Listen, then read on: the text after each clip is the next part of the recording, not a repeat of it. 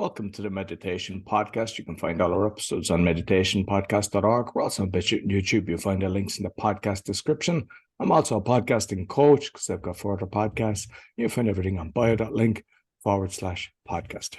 My guest today, possibility coach, transformational speaker, founder of Why You to Shine, and of course a podcaster, but also a best-selling author. Please welcome Victoria. Is it Rader or Rader? It's Rader, but Rader. if it's Rader, it's fine too. Thank you. Thank you so much for having me. Yeah, no problem. So you might let the listeners know. I mean, I've mentioned obviously the main things, but you might let them know a little bit more about Victoria. Who's Victoria?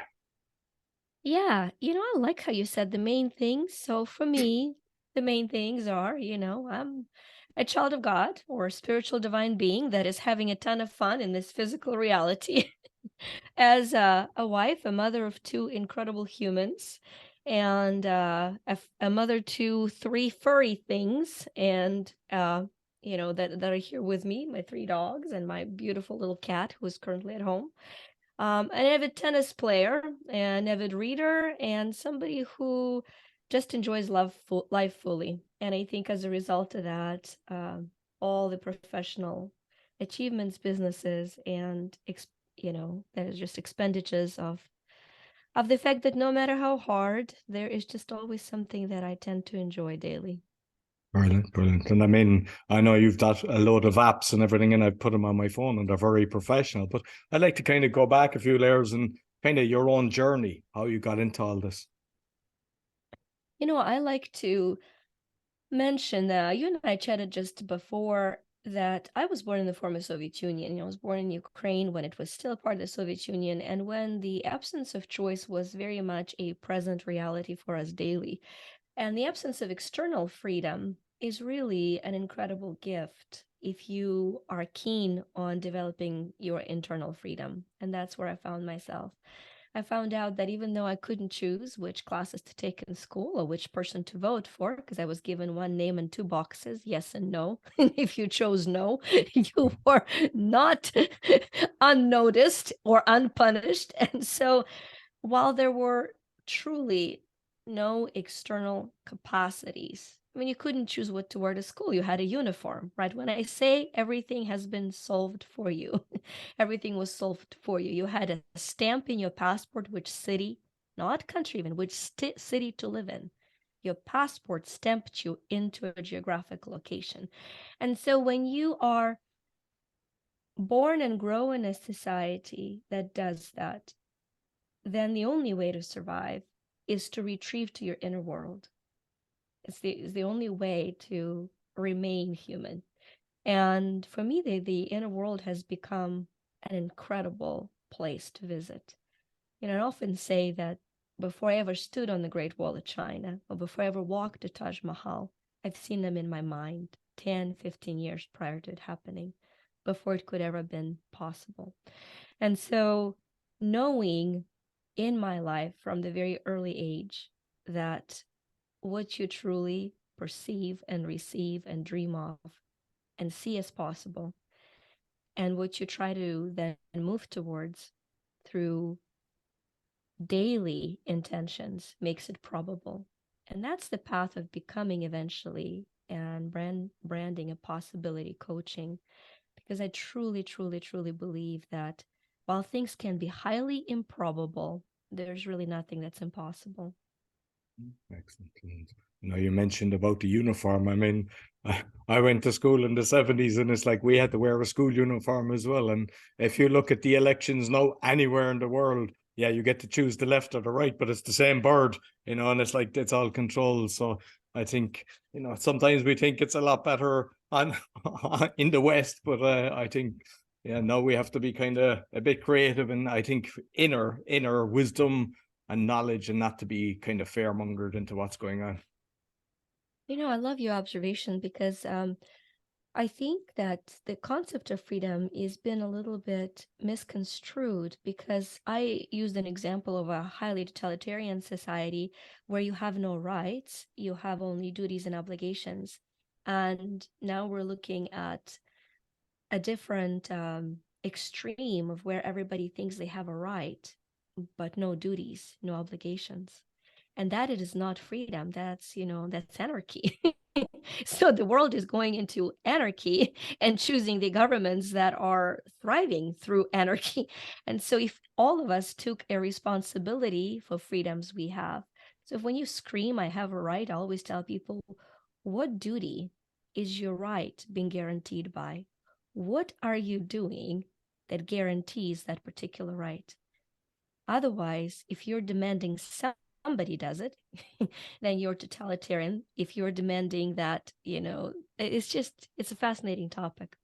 Yeah. And I think that's how we'll actually get change, because I'm kind of looking at sovereignty and I'm playing with it.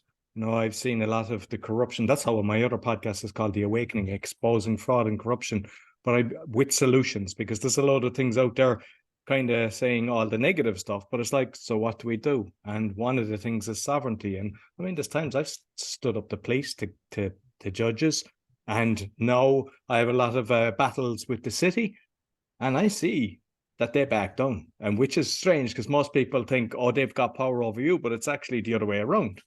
They're to serve us. And public servants. Exactly. But people kind of tend to bow and buckle. And when you buckle, they can see it. So you don't buckle. You kind of let them know, I stand in my own 2 feet. I know I'm speaking truth.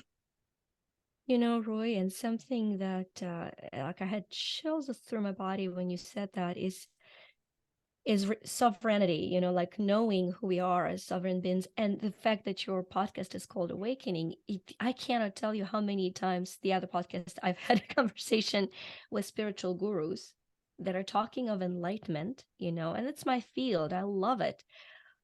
But denial and delusion are not enlightenment. When you walk into the room that is full of stuff and is dark and you turn the light on, what the light does, it doesn't wash things out and makes it all better. It brings into clean, pure view everything that is there. But it also gives you a path through it, right? The light and enlightenment brings you capacity to move through anything with much greater ability. And that to me is a process of awakening. You're bringing light into everything without being overwhelmed by it, without blaming it or complaining that it's in your way, but empowering you to move through it. Yeah. And I know we mentioned prior to talking about the chat GPT, and I think it's kind of relevant to kind of continue on here, because what I've learned is, like, I got shadow banned, I got kicked off YouTube, I got kicked off a load of different things because obviously they don't like what I'm doing. Linktree, I mean, I don't know anybody else who's got kicked off Linktree. I got kicked off 3 of the things from Linktree.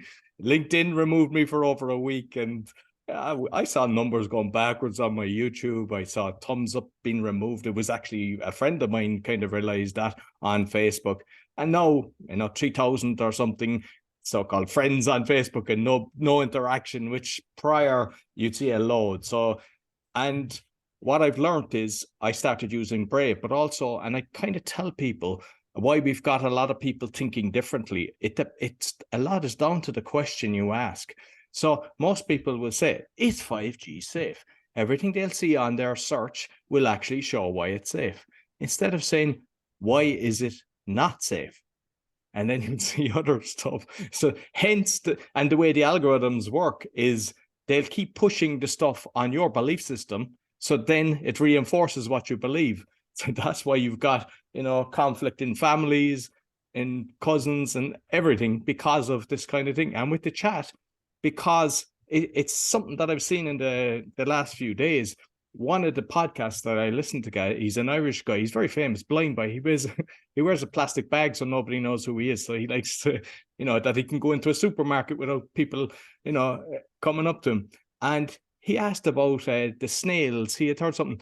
Were snails, did the leprechauns turn into snails? And the chat GPT said yes. And so he was delighted, and he started researching this, and he couldn't find anything. And he went back and said, where's the information? And GPT said it made it up. Which I love it. So it's like, and there's people think that whatever that says, it's like the media or the news, that it's true. And we have to be very careful. And there's another guy done a report saying the dark side of it. And he was talking about how to make a bomb. And it just said, oh, we don't do this. But then he said he's a different person. He's Dan. And he started being Dan. And ChatGPT gave its answer. And then it gave its answer as Dan. So there's a way of bypassing the system. But the fear is that people will write into this and they have trust in it and they start believing everything it says. And do we know who's created it? I mean, I see Microsoft are backing it, which doesn't really give me much confidence with what I see they've done over the years. So I'm just curious your take on that. And I know you mentioned about spirituality with that, so I'd love to hear about that as well. Well, you've led into it with precisely the point I've been making over 2 decades for formation of subconscious, how it creates our reality, and now how it washes it into the AI. And what I mean by that, you've said, it answers the question that you ask. This is the crux of creation as such. When you look at either Bible, Quran, or at Eastern teachings or the New Age, there is one simple concept that is misconstrued all the time, and that is ask and you shall receive. So there's been lists sent to the universe with couches and chairs, and moves with a lot of disappointment that only half of them happens, because that concept does not say ask for things. Although it's dumbed down enough, yes, it'll work actually. But the questions that we ask do shape our reality, period. And the Greek philosophers knew it best. They said that the answer to every question is the question that has been asked. And we can see that all the poles are shifted that way. And I'm gonna probably butcher the quote, but Einstein said, if you give me an hour to solve any problem, I will spend 55 minutes on thinking of what is the right question to ask about the problem. Because if I know the right question to ask, it'll take me only 5 minutes to solve any problem. And so, I'm very passionate about people internally monitoring the questions they're asking, because if you're asking all day what's wrong with your spouse, you're going to get an answer. And if you're going to be asking, like, I loved what you said, awakening, if you're asking what's wrong with our society, you're going to get an answer. But if you're asking, what can I do to shift what's wrong in our society for something better, you're going to get an answer, solutions. And so ChatGPT polishes that, what I believe is a divine capacity to shape reality. It polishes it. Whatever you ask, it answers. However you ask, it validates. And so it either will support your delusion, your denial, or it'll support your dreams. It has capacity to support your dreams if you ask questions in a productive way. I'll give you a very simple example. I have 7 books published, 4 solos, 2 journals, 2 anthologies, 2 more anthologies are coming out. They're all international bestsellers. They were done with different publishers. I'm very grateful to each and every one of my publishers. I had traditional, had anthologies, had all these publishers. But I'm a little bit of should I say it, like a complete control freak when it comes to quality control. I like things done with excellence, not perfection. It's unattainable, but with excellence. So finally I said, okay, my team and I are going behind every edition where we're doing everything. That's not healthy. We're paying a huge amount of money and then we go after it. And so we're launching a publishing company that's called Possibility Publishing. And I have all these brilliant ideas of how it's going to be different and this and that and the other. And so I'm going to give you an example. I'm very passionate about overcoming addiction. And so I was pondering, meditating on the topic ideas for the title for that book. And then during the meditation, a very clear knowing came in with the keywords to put into ChatGPT to get 100 title ideas. I got up, I acted immediately. Out of those 100 ideas, based on the keywords that I gave, I reshuffled until I had the chills through my body, which to me is a response that I'm on the right track, and created the title, which is called The Sober Soul: Struggles, Successes, and Subconscious Shifts for Overcoming Addiction. And I have this structure for it, right? And I've done this now with 10 titles. We're not even, we're launching in a week. But so to me, I have a dream. I see a problem. I know I have capacity to solve it. I want to make it globalized. I want to attract people. I want to attract co-authors who have walked the path of addiction, so their voices are heard. And now I have a structure to do it. And so what would have taken me prior weeks and months of pondering now took me 3 minutes. So it buys back my time, which gives me more energy to create.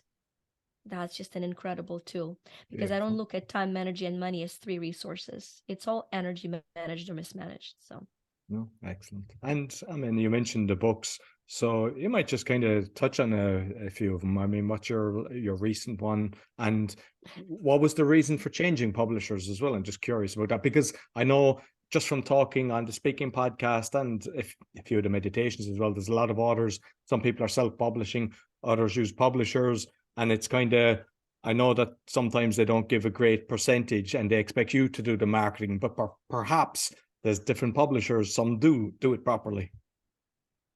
I could give you the logical answer that'll make perfect sense, and I can give you the honest, authentic answer. I created Possibility Publishing because that inner knowing told me to do that. And once my intuition told me to do that, which is one of the 6 mental faculties that create reality, right? There is perception, intuition, imagination, intuition, reason, memory, and will. So once my intuition told me do this, my reason kicked in and said, and here are the 100 reasons why you're doing it. But listing those probably would not be an authentic answer. Everything I've done over the 2 decades has been coming from the inner guidance. And 9 out of 10 times in full vulnerability, I have no idea why, until months and sometimes years later. But also know when I don't follow that inner guidance, which I could write many books on how I pretended I didn't hear the voice, how I ignored the voice and lost $70,000. When I say I follow the inner guidance, I'm not a butterfly that flutters from flower to flower. I am a rhino that has ignored it so many times that I'm out of walls through which I'm to walk. I've gotten all the walls down, and so the voice is getting through very beautifully. But for me, it is the capacity to do what others are telling me is impossible to do. So many people, and if somebody is an aspiring author, first of all, find me. We can probably help you. But what I find is that there is this unrealistic dream that the book will bring prosperity.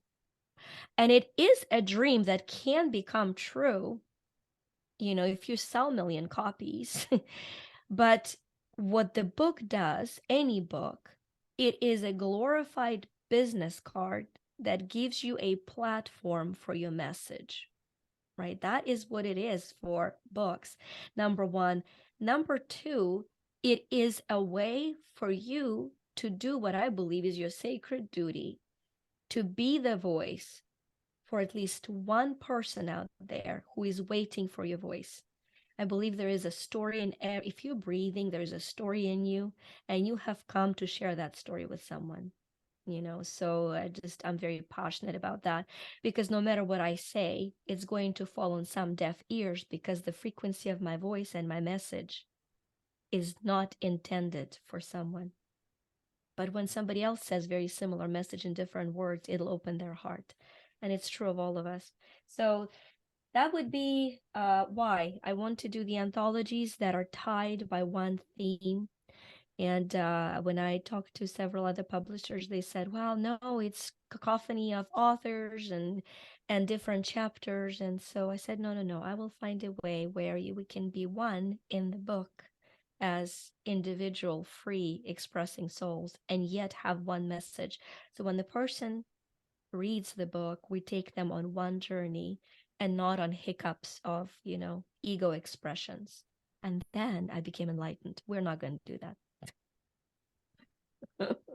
And Just on that as well, for a lot of people, I think it's something like 90% of people, they don't even sell 100 books because they get a kind of reality check. And it's very like podcasting, because I hear so many people complaining, they create the podcast and, they lose heart. They think, they listen to the likes of Joe Rogan getting 10 million an episode or 50 million, and they're kind of, and all I say to them is, if you're in a room and there's 20 people turn up, would you be happy? Would you come up the next week and speak to them again? Of course you would. But because you look at 20 on a download or whatever it is, and they lose faith. And it's the same with a book. I mean, as you mentioned, the right part, sometimes your message could resonate with somebody. They could read 100 books, and it's just the way that you've the words, just the right timing. And I believe kind of that's everything kind of comes into place like that. I had one of my probably most humbling and empowering moments in my life was about a decade ago. My brother and I had a business. One of the businesses we had was providing physical and mental spiritual training to luxury buildings in DC, in Washington, DC, in the US. So what we had was a license to come to these buildings. They had gyms, so they had little auditoriums, and we would provide them with personal trainers or with programs. And they've booked me to do a program on reducing stress. And there were 50 people that were signed up. And so I prepared, as I've mentioned before, excellent. And drive myself crazy, not just others. So I've prepared an amazing seminar for stress release, and we showed up, and the time of the seminar came. There was nobody, and then 10 minutes into what I thought would have been the seminar, one lady came who was not the sober soul at the moment. I'm just going to say it that way. And she sat there right in front, of me, and I stood there and I thought, okay. And at this point, I get to really meet myself and see whether I believe everything I teach. Can I deliver this seminar to this semi-coherent person the way I would deliver it to the 5,000 or has delivered it from stage to 5,000? Do I have what it takes? Do I understand that in front of me is a puzzle piece to all of the universe? Do I remember who she is? And it still is, and probably forever will be, the greatest seminar I've done. I've poured all I had into that space. An incredible thing is when you understand that your voice has a key to one person's heart, it really does open the universe of opportunities for you. And if you're running after numbers, you're losing your soul. I mean, you're after the wrong thing. Oh, excellent. And you mentioned it kind of in the real estate with your brother, but like I've read that you were in the top 1%. And do you put that down to a mindset, or because you want excellence all the time? Because I mean, obviously I've seen it with the apps and everything. It's just beautiful. I mean, the things that I see that you do it properly. You don't just kind of, I'll be grand. That doesn't work. So like the fact that you got into the top 1%, do you put it down to mindset, or what do you put that down to? Fantastic question, because it's a big part of the journey. Real estate is an interesting thing for me in my life, because yes, to mindset, but more so to love, right? Because so what happened is I was homeschooling my little kids, same thing, following in our guidance, And so my daughter was about 7, my son was 4, and I had this brilliant idea to take them to Greece to study Greece for 3 weeks. So I packed my 2 little kids and my mom, and we went without virtually any reservations to travel through Greece. I came home with incredible memories and dedication that, yes, this is the way I'm going to teach my children. My sweet husband sat me down and he said, now, love, I don't know how it's done in Ukraine, but here in the US, nothing is attached to the little plastic card you've been swiping. So you have now officially introduced our family to debt. I'm like, oh, really? I mean, I was 20 when I got married, I'm 25, 27 at a time. I'm like, oh, okay, there's a concept of money. There wasn't a concept of money in communism. I mean, just there's cash. If you're out of it, you're out of it. So, so I literally go on Google and I put in, this is 2000, end of 2006. I put in, what is the fastest way to make money in the US while staying home with kids? That was my Google search, okay? Not a perfect question. But the Google spits back and says real estate. I'm like, I turned to my husband and said, that's great. I'm going to go sell real estate. He's like, you're what? So I do. I go to get a license. It takes me a while because I'm homeschooling kids. He travels a lot. So at that point, I'm teaching statistics a couple hours a week. I'm teaching Russian, Ukrainian couple of hours a week. So I'm a little bit busy. Okay. I get my license. By the end of 2007, I enter the forces of real estate to experience the greatest real estate crash since 1939 in America. So in 2008, I get my first listing. I put my house on the market and I do statistics. I'm really great at math. I understand the market. So I put it on at, I believe, a perfect statistical price with variance up and down to sell within a week. Like I do the analysis. The house sits a month, at 2. I see prices dropping. I have no idea what's happening. I'm a new agent. And one thing that I tell every agent who ever went into the market is I communicate with my seller. A lot of agents and a lot of professionals, when things go rotten, they stop talking to their clients. That's when your clients need you to talk to them, not when things are great. They can see that, feel it on their own. So I talk to my client daily. I'm clueless. I'm new. I'm clueless. You've trusted me. We're going to figure it out. And finally, within 6 months of this collapsing market, by then I see the pace at which the market is going. And before, by then it goes down 9%, before it drops down 30, 40, 50% in our area, we sell it we supersede the pace of the drop. And it took great faith on her part, only because she could see. I would send her daily reports of what was happening in the county, in the city, in the state. That was my one client. She was a neighbor in a cul-de-sac. She was somebody I came and begged. And then while I was doing that, she told her 4 other friends who had to sell. Now, I haven't sold the house yet, but if it sells, it won't be because of the market. My agent's going to sell it. So I built a business 100% by referral, where, in the next 4 years, I do one thing. I had a little title that said, we sell more because we serve more, where I have one reason to do what I'm doing. Yes, money is the afterthought. And yes, I looked for something to make money. But the seeds of money, who was it? That's not my phrase that is coming through me. In Thou Shalt Prosper book, Rabbi Levin says that the seeds of money is service. The seeds of money is service. So mindset, yes, but it's not mindset for quote unquote prosperity. It is a mindset for prosperity through the seeds of service. So with the books, the Prosper Me book, the most recent book that I wrote, 35 Universal Laws of Making Money Work for You, the law of service is one of those laws. So I think that especially now, as the world is going through recession and demoralization at a great pace, we are lacking service. So if you want to prosper in any industry you're right now, you put a person first and you serve them relentlessly with the quality of your product.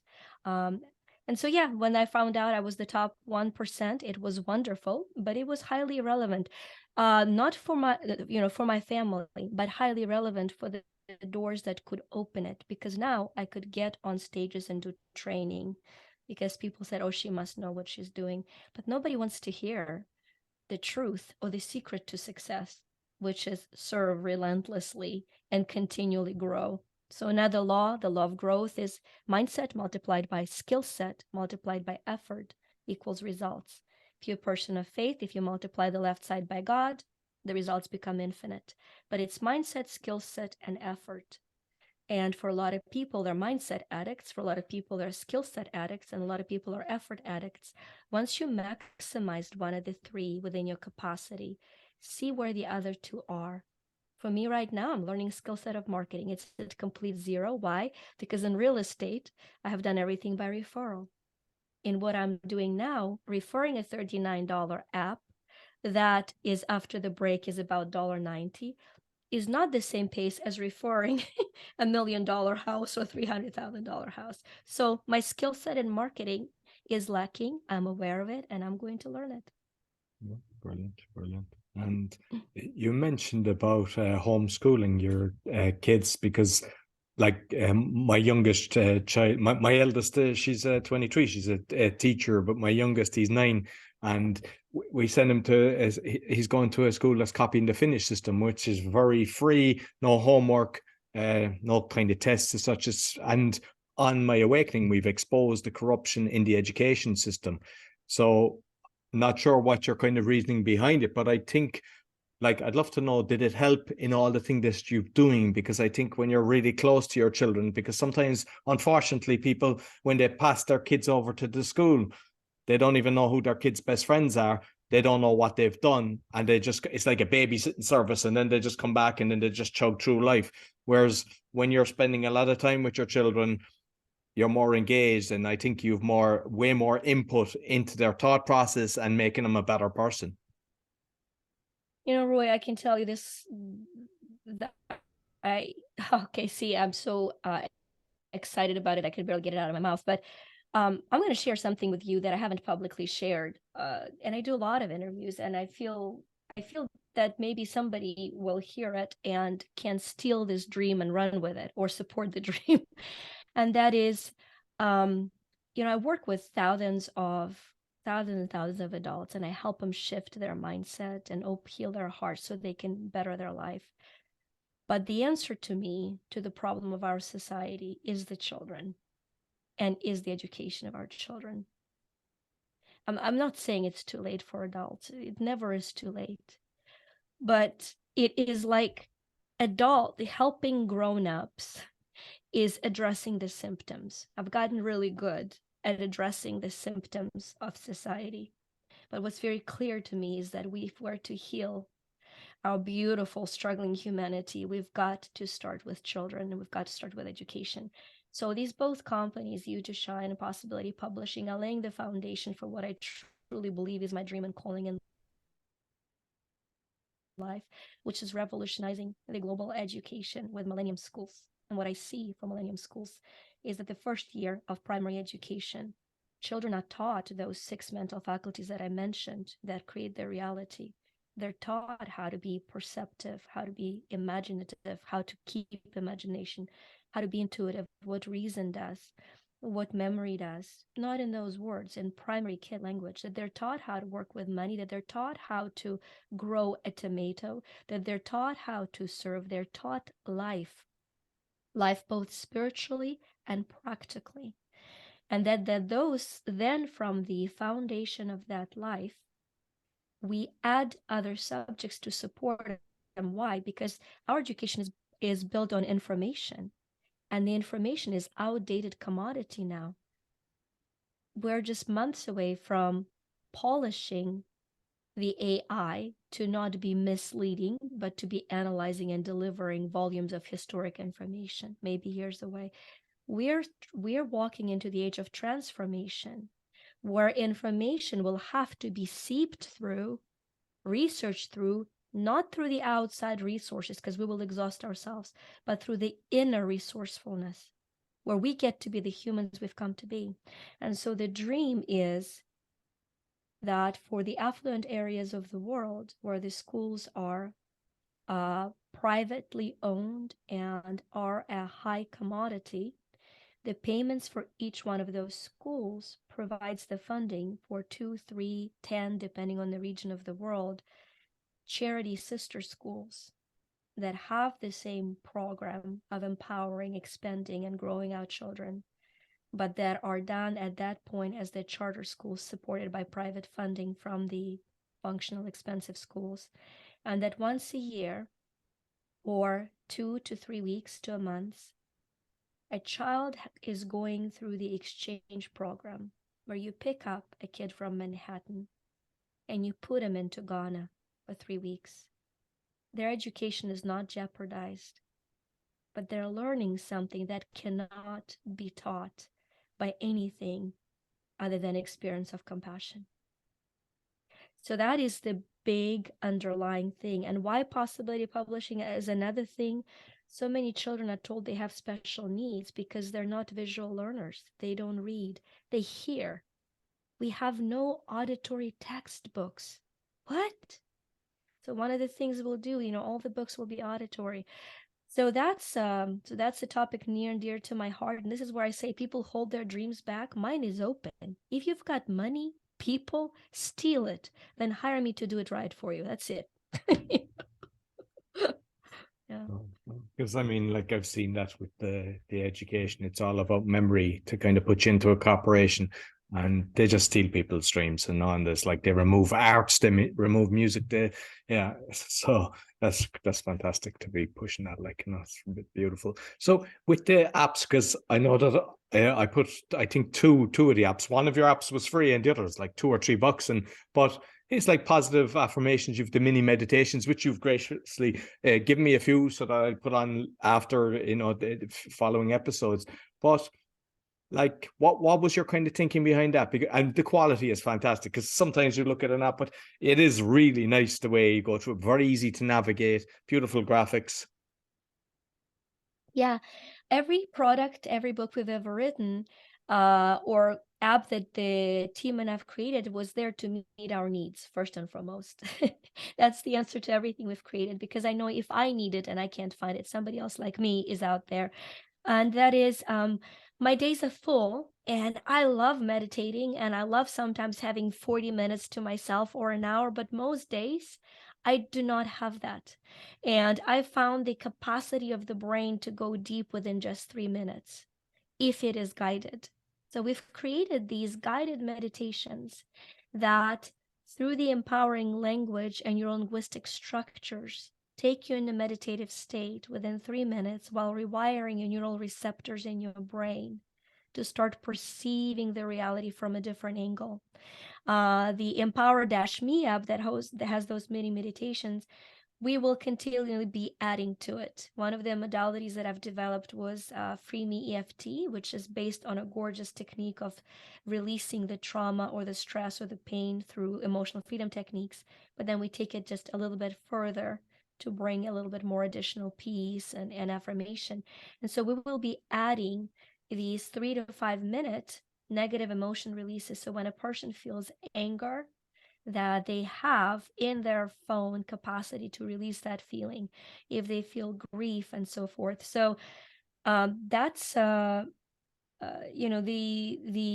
app is continually changing, because gratefully we have wonderful clients that are giving us feedback, and and I'm very open to feedback, because what I think is a great idea is a great idea for me, and it's very helpful to have a loving client say, yeah, I mean, this was good. However, so we're very open to feedback, but the app, the Empower-Me app, is growing, and eventually we're going to take the Master-Me app and put it into the Empower-Me app, so that those affirmations you've mentioned, there are 52 personal philosophy. I believe our soul comes into this world to master sets of virtues so that we can start working with the universal laws and create reality for a better world. And so the affirmations are actually organized through 52 virtues. They're 52 weeks. And as you affirm, they're more than affirmations, they're energy activations, because the way they've been created, there's been an energy charge sent to it. And I tell people, I don't understand truly why we're still as a society getting freaked out when we hear the word energy. It's like, oh, it's woo-woo. I'm like, no, it's actually physics. The proton, the neutron, and the electrons flying around it, that's not woo-woo. That's like physics. So we are energy. So with Empower-Me, little m stands for who we are as mortal matter that manifests materially. And the capital E stands for who we are as eternal energy, that essence that expands. And for me, the journey of this lifetime is to surrender my mortal to eternal, my matter to energy, my material to my essential, and my manifesting to my expansiveness. And that's my daily focus, because if I'm in my mortal matter, I'm freaked out, I'm terrified, and I'm afraid either of punishing God or of punishing AI. The system of being terrified is the same. I'm just going to find who to be afraid of. But if I'm in a place of empowerment, I'm going to shift out of fear into creating reality I would rather have into solution-based mind. So I call it the faith-based mind.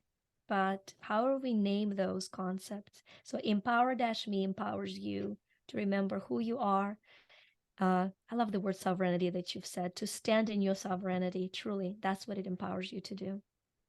Excellent. And you mentioned Einstein, and I think it was Einstein was talking about quantum physics. And like what I tell people is, like, even talking to a plant, they have tests proven. And on the awakening, I was talking about frequencies recently and just about water. There was a Japanese guy, I forget his name, he passed, but he basically was freezing the water and different frequencies going through it, and you can see how it is. So like, words have such an important thing in like, and to Masaru Emoto. yeah. I should actually dig it out because I know I have his book, like, and just looking at it and like, wow, you know, it's amazing. But there's also like the Spooky 2 device, which is basically you can take somebody's nail and you can heal them through that, and they could be across the pond, and like that's proven. So, you know, no matter what your belief system is, as you said, the science, I mean, that we've been bamboozled with the science, trust the science, which we can, but there is real science there as well that we know and we can see, and just the power of words. So, you know, to have all them beautiful words, because sometimes you wake up and you just, you know, not every day you jump out of bed and you start dancing, you know, there's the odd day that, so yeah, there's a few curveballs. And just something like that, to read something positive, can actually change your mindset, and then you start getting back on track. And before you know it, you forgot about what was the thing that actually threw you off. Absolutely. And you know, having worked with affirmations, and the suggestion I would say is that find the bridge of the affirmation to bridge out of where you actually are to where you potentially can be. Because what happens for a lot of people, they're turned off by affirmations because they're affirming, you know, oh, I am a money magnet. And deep inside of them, the little voice says, no, you're a lunatic. And what we're hearing, listening, and creating is the little voice that says you're delusional. And so I call them the bridge affirmation. And the reason I say, okay, I'm a possibility coach, why is that? Because maybe right now you're very chronically ill and you truly believe it's impossible to be healthy. Affirming I'm healthy will sound like a lie. And we affirm the emotion that comes with words, not necessarily the words. And so, but bridging to the question, what if it was possible for me to get better? Find the bridge. I'm chronically ill. I can't move. I'm sick. What if it was possible for me to get better? What if it was possible for me to feel better for 1 second? Do you believe you can feel better for 1 second? Yeah. Do you believe that you could feel better for just 1 minute? Okay, fine. I'm with it. What if we take that minute, make it 3? And so we build the neural pathways in your brain to all of a sudden say, I had a client friend and a client who 15 years ago was on a deathbed from stage 4 advanced horrific cancer.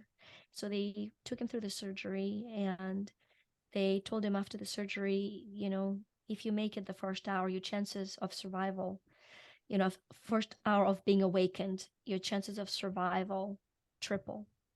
And he said, I knew that I couldn't make it for an hour, but I also knew that I could make it for a minute. And so a minute after minute after minute after minute, he made that first hour. And 5 years later, he climbed Mount Everest. And so this is all it's about. Affirm something that is authentically possible for you to believe in. And when you believe in it fully, shift it to the next possibility. You know what, I can be whole for the next 5 minutes. I'm whole for 5 minutes. I'm whole for 5 minutes. I'm powerful. And the all-time powerful affirmation that comes from Charles Haanel book, I do not know the master key. I do not know where the original resource is, but he quotes it as the ancient affirmation. It's one of my personal favorites because it applies to everything. And that is, I'm whole, perfect, strong, powerful, loving, harmonious, and happy. When you build yourself up through those bridging beliefs, well, I'm not loving, but is it possible for me to be loving to my dog for the next 5 minutes? Wow, I can be loving. I'm not a happy person, but so once you build yourself up to be able to say that, I can tell you it is the simplest and yet the most healing and empowering affirmation that I've been inspired by. So Beautiful. Love it. Love it. And I know that you've got your own podcast all about the voice. So you might let people, I think it might be more now, but last time I was looking, it was like 40 episodes that you. yeah, so about the voice, it's funny that we talked about the voice. I'm sitting, this is we released that season, I think it was 2020? I'm not sure. So I'm sitting in my driveway at Social Security Administration and here in the United States, because after 7 years of being a US citizen, my Social Security announced that I'm not. So I'm like, well, I need to reconcile this little detail. I mean, I would like to actually correct the wrong here. So I'm sitting in the parking lot and I'm looking at the interviews I'm scheduled and I'm like, oh wow, I should probably just do a little less with I love to share, like you can tell I'm passionate about sharing my message. I'm like, well, and all of a sudden that's the same voice that we talked about that comes in and says, you should have your own podcast and do at least one season. And I'm like, I don't have time for it. My first reaction, always, Whoopi Goldberg from The Ghost, I'm not gonna do it, as I'm walking to do it. So I'm like, fine, but what is it gonna be about? I have so many topics. And there's like this internal pause, and there's like, the humorous approach of really, it's all gonna be all about the voice. So I've recorded the one season of All About the Voice podcast, which empowers through these wonderful interviews that had capacity to access people that have listened to their inner voice and how it transitioned their life from either a complete turmoil to triumph or from sheer survival to stability, which is sometimes more than enough. And so that was the message of the podcast. And I've been asked, are you going to come back to it? Or is it going to be the only single standing season? I can honestly tell you, I have no answer to that question. But when I do, when my business partner, the still small voice, the great overall designer, God within, when I have that answer, I will be glad to announce. So it is neither no nor yes, but what is out there has an incredible guidance. And I'm just amazed to watch how, the message trickles and 2-3 years after it's been recorded, somebody somewhere is discovering the power of their voice. Yeah, that's what I love about podcasts is kind of once it's out there, once you leave it on a platform, it just keeps chugging away. It's not that the first week and people listen to it. I mean, I've got some, and there's more on the first episode of, say, the Polish one than the newer ones, and it just keeps going away. It keeps chugging away, and it's fantastic to know that your message reaches a person, and I believe they need it. Mm-hmm. Yeah, excellent. So listen, thoroughly enjoyed the conversation. And I know you touched on learning about the marketing. So it's just something that I've been asking people always on the speaking podcast, but I started to do it on the meditation one as well, is because I think we're bombarded with social media. What do you feel kind of serves it? Did you feel like what's best for you in the minefield of being on 50 different things? Because I don't think anybody really likes it. It's a time suck when we're trying to, maximize our time and do the most impact in life. I think what I'm coming to understand is that people buy into who we are before they buy into anything that we offer. And so, especially in personal development, area where I am. And so I think my focus of learning about marketing, I truly thought, oh, I've got to learn about how to market every one of these million things we've done. And how would I possibly do it? And it's an overwhelm. And and then the ego jumps in and it's going to save so many lives. And then I sit the ego down and I'm like, it's okay. It's your life that is on the, it's just internal conversation. And then all of a sudden I understand that people are brilliant. If they trust what I have to share with them, they can find everything else. And that same inner voice that guided me to create any products, it's going to guide them to the right product for them. So I've taken a big chill pill with my exhausted plan of marketing every single product. And I'm going to restructure and release, with time, very short, very poignant clips and videos of who I am, what I do it, why I do it, and how I can help. And then allow for people that are attracted to that message, find out more, right? I will never be a person who masters the sales language and gets you to buy something you shouldn't have. That's just not my style. Brilliant, brilliant. Listen, Victoria, thoroughly enjoyed our conversation. You might let people know how they can get in contact with you. Yes, you can find me on Instagram, and I'm sure you'll put the link at Vika, VICA _Rader. But if you go to manifestmiracles.me, you will find a 2-hour free masterclass. And when it's free, I mean it. This full information masterclass with no sales in it that I've poured 2 decades of energy work, personal development work, and coaching on empowering you to harmonize your mental faculties so that you can create a mindset to create miracles. And it's manifestmiracles.me. Brilliant. Okay, excellent. So I'll make sure I'll put all the links and I know they're in your website, the apps, but I'll put them as well. Just make it easier for people along with your podcast as well, because all the information is fantastic. So I'll put it in the audio video. Thank you very much, Victoria. Thank you. So that's all for the meditation podcast. You'll find all our episodes on meditationpodcast.org. As mentioned, we're on BitChute and YouTube. Find the links in the podcast description. My 4 other podcasts, along with the coaching, bio.link/podcaster. Sure to give us a thumbs up, 5-star rating, share with your friends, and make sure you give Victoria's podcast a 5-star rating. And if you've bought her book, give her a 5-star rating and a nice review. It all helps so that more people get to see it. Until next week, take care.